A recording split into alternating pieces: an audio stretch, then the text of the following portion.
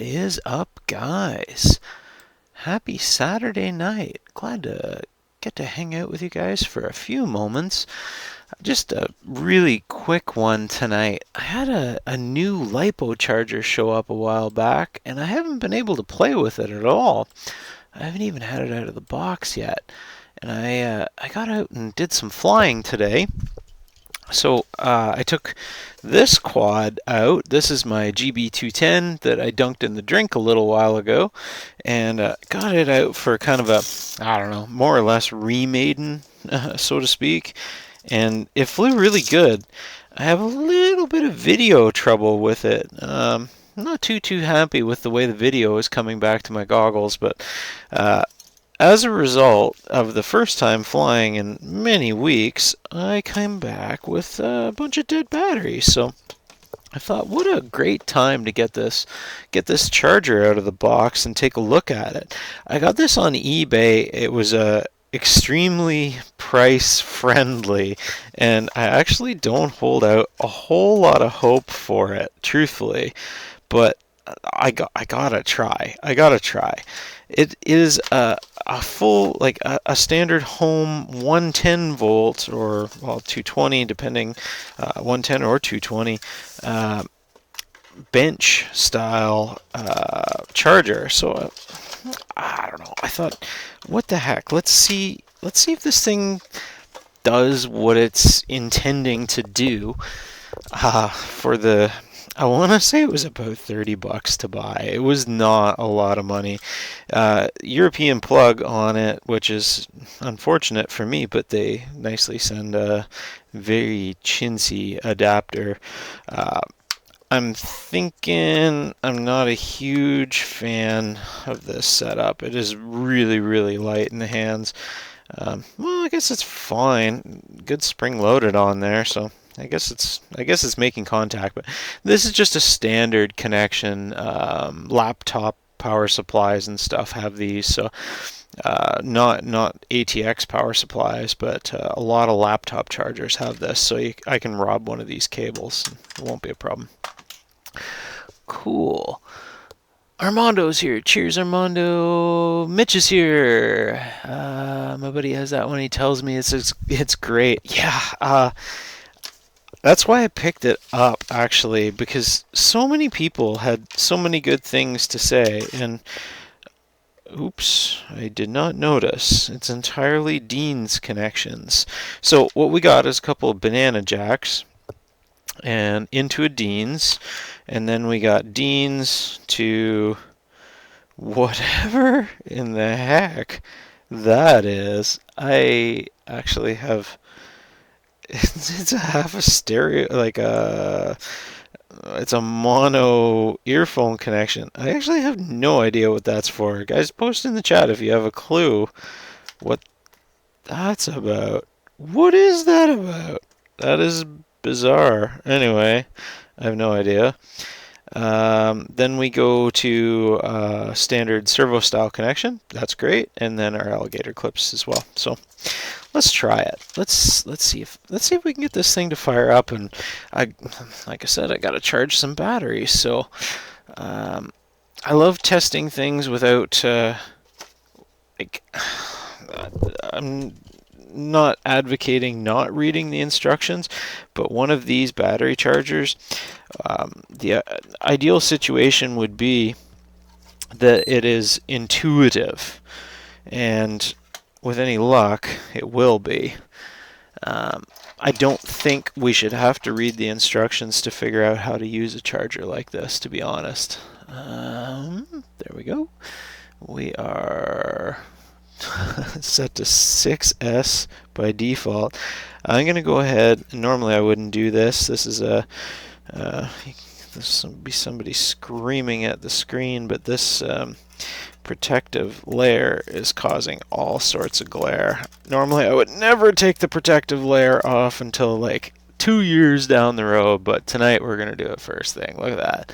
I love the screen already. Actually, I don't even want to say it. I'm actually already impressed with this thing. For the price of them, I don't know. Let's see what it does. So, being that these are a Dean's connection and we are using XT60s, this is not going to work. So I gotta go rob my other charger. Let's see if we can come up with something. Oh man, what a mess over here. I think we're going to need a balance board. Not that. Yes, that. And it obviously doesn't come with a balance board included. As you saw, it didn't show up in the box, which is pretty much typical.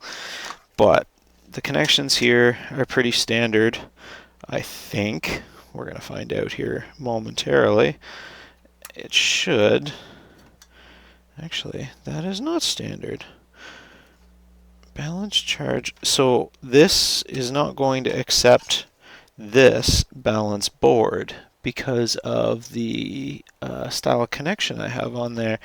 It is not going to take it because of that little tab. But that's okay, because what we can do ideally is we should be able to plug our 4-cell.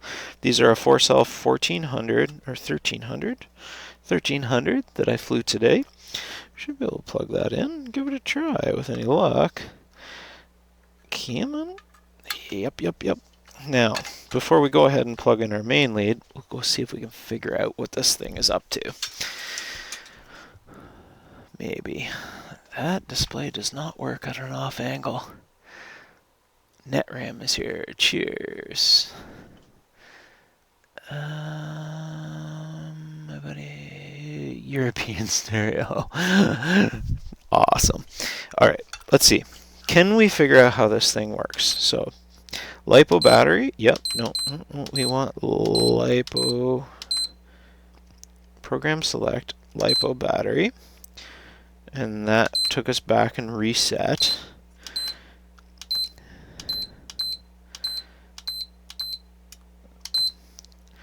So how do we change? We want to balance. So just right and left seems to take us through the charge, balance, fast charge. So we're going to try and shoot for a balance charge here with any luck. And then we can set the amperage. That's fine. And we want to set it to a 4S. Is it just that simple? We can, so you can, we can charge at 1C, but I don't. To be honest, I have all the time in the world when I'm charging batteries in the evenings, like tonight. So I quite often won't do, I'll never do 1C. I really don't. 1 amp is plenty. It's a medium aggressive charge for like a slow charge. So I think that's going to work. Balance charge, 4S. Let's go ahead and plug it in and see if the thing gets grumpy and see what it does. I'm not going to use a LiPo bag here because, well, we haven't done that yet. So usually a long press, no, that goes back into the menus. So how do we do start then? No. Short press just goes through there. Everything's in red down below. How do we do it? Yeah, this is a little weird.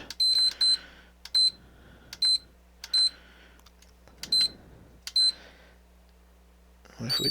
Oh, there we go. I just had to hold it longer. Confirm, hit enter, 4S. What is that about? Let's hit go. 4S. I don't know what the whole 6S thing was about. That's weird. That is a little not user-friendly.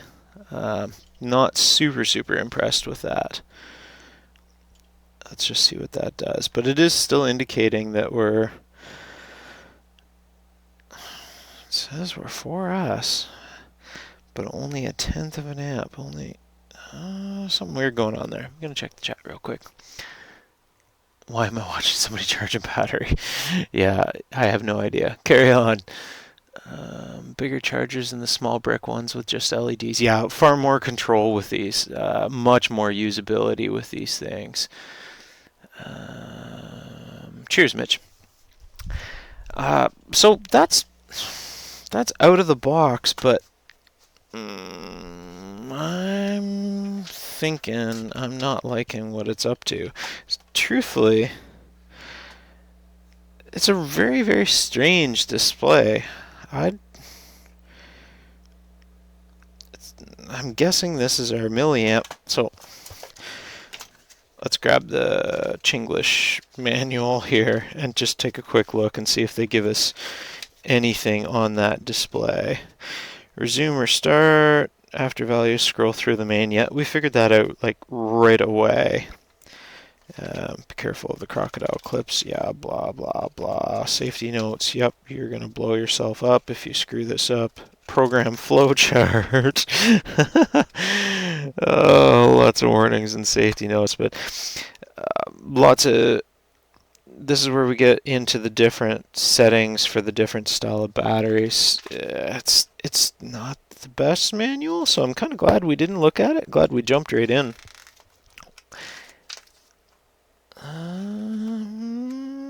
Balance mode.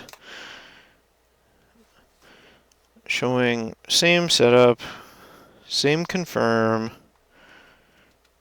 Yeah, pretty standard. It didn't get grumpy with anything, but if we've only put 4 milliamps in there, why are we only at a tenth of an amp?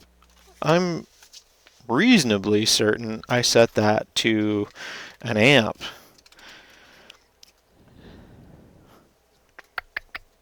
Yeah. Let me know in the comments if you guys are seeing something that I am not. Nickel metal hydride, blah, blah, blah. Lead acid. Yeah, we're not playing. And then all of our data storage programs. This is where it gets really, really awesome and configurable. For like a dirt cheap charger, I think this is going to work. But I kind of expected it to not be quite as user-friendly as... I'm going to pull this out so you guys can see it. This is what I generally charge my batteries with. This is the Sky RC touch system, the T6755. This is a fantastic charger. I simply love this thing. It's quite capable of high amperage. I can parallel charge a lot of batteries, and I've had great luck, but it is expensive. That's why I wanted to give one of these dirt cheap monsters a try.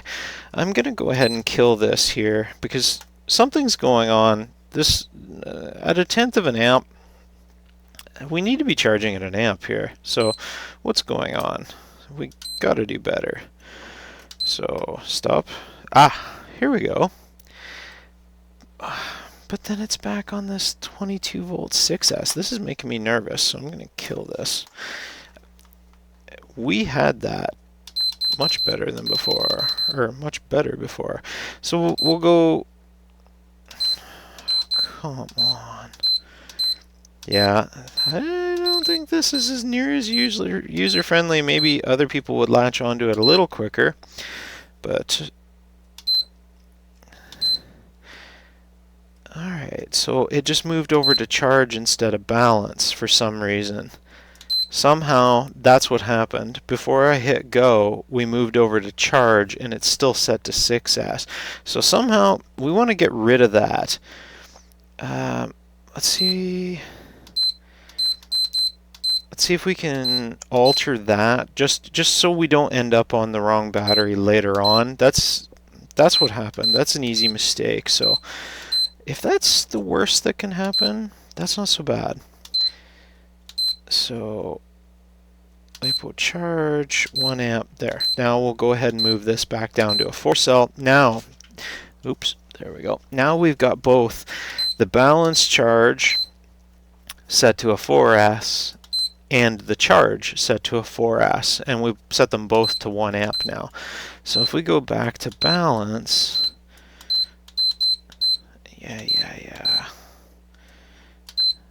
there.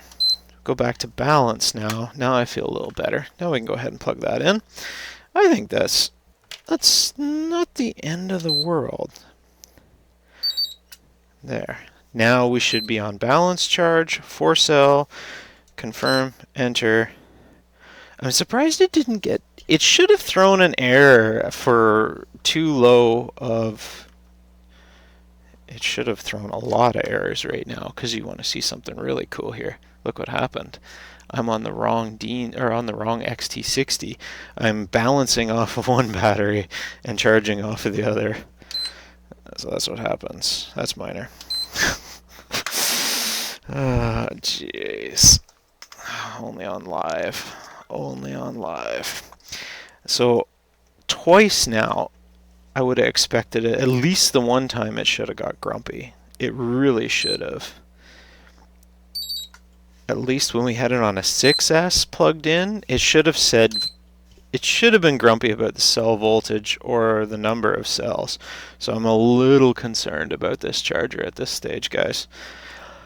I think I'm going to have to do a little bit more testing, but it really, really should have got a little vocal there, I think. What do you guys think?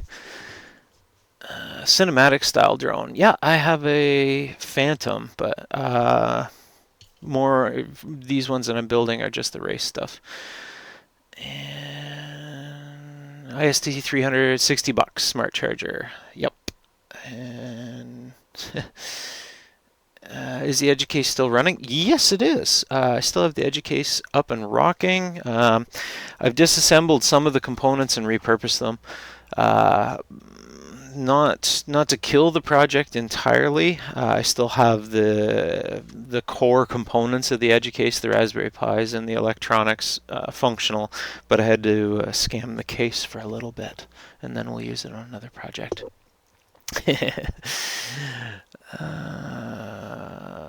That wouldn't have happened with the ISDT. Yeah, I'm a little concerned. So this will be a great test. Let's try this. So we're cruising along. According to this, we put in about 24 milliamps. That's 25. We're cruising up, supposedly charging at 1 amp. Let's see what happens if we kill the balance lead. Well, it at least got grumpy that time. This is good news. So at least it took action on that. Not that that's like a big pat on the back. That's the bare minimum that we would expect. That should kill our charge. So 4S, we're fine. And if we hit go again, let's just try it just for kicks. Let's pull the XT60 once we see like a milliamp go in there, and just there we go. What happens if we pull the XT60 and our surface charge voltage immediately goes to 16 volts because it's open circuit, and then the charger recognizes that we have a connection break. So okay, well, we have the bare minimum of a functional charger. I'm a little concerned about the fact, though, that it didn't get grumpy on an undervolt. When it was intentionally charging a 22-volt battery and carried on whatever the surface charge on this was, 14 point whatever, that really should raise some red flags. That's like a 6S battery being depleted this low. The charger should get grumpy, in my opinion. It should flag the user saying that that pack is way overdrawn. Maybe not, but I can tell you this charger sure will. This SkyRC will cause you no end of grief if you have an over discharged pack. And it's actually a real pain to bring back my small Arduino batteries, my 1002 cells I use for my Arduino projects. They're a real bear to bring back if you draw them too low with this charger. I'm guessing that this one's going to be less picky, which is a good and a bad thing. It makes me slightly nervous that it's not flagging that as a bit of an issue. But for the price, I don't know. We throw that battery in a LiPo bag. We're gonna see. I'm gonna do. I think what I'll do is I'll do another pack and I'll actually graph it out.